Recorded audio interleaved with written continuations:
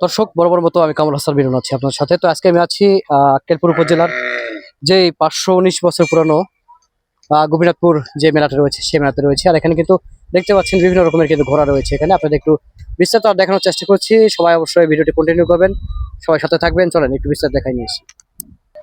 তো দেখতে পাচ্ছেন দর্শকের যে এখানে কিন্তু ঘোড়াদের খাওয়ানোর ব্যবস্থা করা হয়েছে। কিন্তু দূর দূরান্ত থেকে মানুষ কিন্তু আসছে এই ঘোড়া বিক্রি করার উদ্দেশ্য করে আসছে। তো দেখতে পাচ্ছেন অনেক সুন্দর কিন্তু ঘোড়াগুলো, বিভিন্ন আকৃতির ঘোড়া কিন্তু এখানে নিয়ে কিন্তু দোকানে হাজির হয়েছে। যেখানে কিন্তু আরো সুন্দর এবং বড় একটা কিন্তু ঘোড়া রয়েছে, একটু আপনাদের দেখানোর চেষ্টা করছি। তো আমি কামরুল হাসান মিলন আছি আপনাদের সাথে। আমি কিন্তু সেই সুদূর জহর থেকে আপনাদের মাঝে হাজির হয়েছি, দেখতে পাচ্ছেন। চলুন আরো বিস্তারিত একটু দেখাবো আপনাদের। তো এখন কিন্তু মেলাটা পুরোটা জমজমাট হয় নাই, এখানে কিন্তু আরো বিভিন্ন দোকান আসবে, বিভিন্ন কিন্তু ঘোড়া বা বিভিন্ন যে মহিষ এগুলো কিন্তু দোকান এখানে আরো দেওয়া হবে, আরো দোকান নিয়ে আসবে, আরো বিভিন্ন আইটেম নিয়ে এখানে কিন্তু আসবে। আজকে প্রথম দিন উপলক্ষ করে কিন্তু অনেকটা যে ঘোড়া দেখতে অনেকটা কিন্তু কম।